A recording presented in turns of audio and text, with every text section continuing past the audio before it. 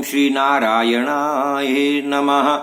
अवतारम महाविष्णु कल्के परमम अद्भुतम कलिकुलवनहंतः सत्य धर्म प्रणेता नमो नमः। ओम सुमति सुताय विद्महे निष्कलंकाय धीमहि तन्नो कल्कि प्रचोदयात्। श्री कल्कि नारायणाय नमः। श्री हनुमते नमः। भागवत भक्तों, जय श्री कल्कि।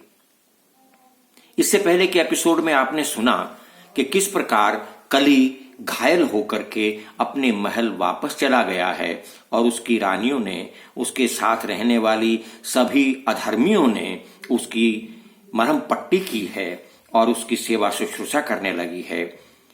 अब इससे आगे सूत जी महाराज कहने लगे, हे शौनकादि ऋषियों, कली भगवान श्री कल्कि जी की सेना से घायल होकर के अपने महल की ओर वापस चला गया और वहां से अपने अन्य साथियों के साथ उस महल को छोड़कर के भी पलायन कर गया।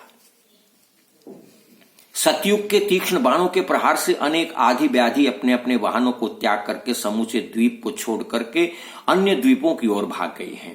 इस प्रकार सतयुग ने धर्म को साथ लेकर कली के विशाल राज्य की राजधानी विशासन की ओर प्रस्थान कर लिया, जहां उसका विशेष महल था। अब आइए इससे आगे की कथा श्रवण करते हैं। जब सतयुग ने निश्चय कर लिया कि वो कलियुग को समूल नष्ट करके ही युद्ध समाप्त करेगा, तो स्त्रियों से घिरे हुए कली की मनोदशा अत्यंत विचित्र हो गई थी। वो भय से कांप रहा था। सतयुग ने अग्नि बाण का संधान किया और उसकी नगरी पर छोड़ दिया है। कली के स्त्री पुरुष सब जलकर नष्ट हो गए, परंतु वो फिर भी बच गया और अत्यंत दीन रुदन करता हुआ दूसरे द्वीप की ओर भाग गया है। उधर महाराजा मरु और देवापी ने शबर, चोल, चौन, बर्बर आदि सभी प्रदेशों को नष्ट कर दिया है। उनमें बसे हुए आतताइयों और अत्याचारियों का विनाश कर डाला है। परम तेजस्वी विशाख यूप राजा ने अपने दिव्य अस्त्रों से पुलिंद और पुक्कसों को परास्त कर डाला है।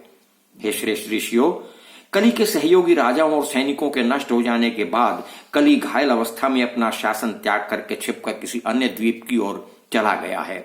उधर कोक और विकोक दोनों भाई युद्ध में बड़े प्रवीण गदाओं साथ लेकर के कल्कि जी पर टूट पड़े हैं और जोर जोर से युद्ध भूमि में चिल्ला रहे हैं, कहां है कल्कि, कहां है कल्कि। इस प्रकार कल्कि जी के सामने आ डटे।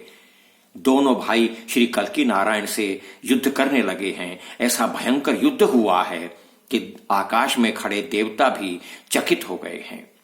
दोनों भ्राता कोक विकोक ये वकासुर के पुत्र शकुनी के पौत्र थे। श्री कल्कि जी का दोनों से बड़ा भयंकर युद्ध हुआ है। जिस प्रकार पहले श्री नारायण हरि ने मधु कैटभ के साथ संग्राम किया था, उसी प्रकार आज कल्कि जी इन दोनों से भयंकर युद्ध कर रहे हैं। गदा युद्ध छिड़ गया है। दोनों ने भगवान श्री कल्कि जी पर गदा का प्रहार किया।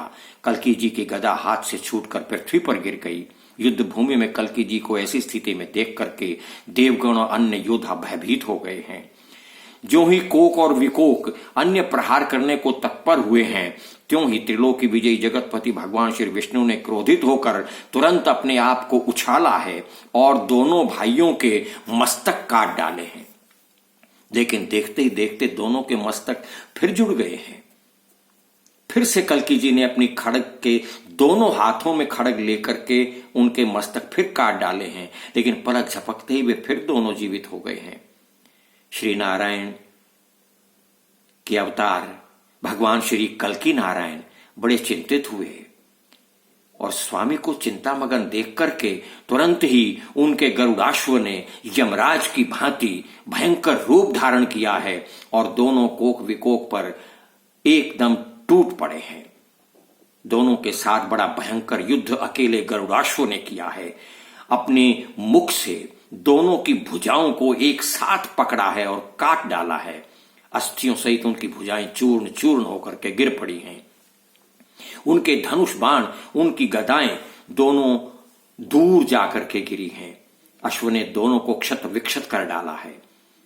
उसने सोचा कि दोनों मर गए हैं, लेकिन पल भर में ही क्या देखे कि दोनों के दोनों फिर से खड़े हो गए हैं और दौड़ करके गरुड़ाश्व की पूंछ से लिपट गए हैं। गरुड़ाश्व ने उन्हें अपने पूंछ से लिपटा हुआ जाना तो तुरंत दोनों दुलत्तियां मार करके दोनों को इतनी दूर फेंक दिया है कि वो पृथ्वी पर गिरते हुए उनके हाथ पांव टूट गए हैं। लेकिन तुरंत ही वो फिर गर्जना करते हुए कल्कि जी के सामने युद्ध करने को फिर उद्यत हो गए हैं।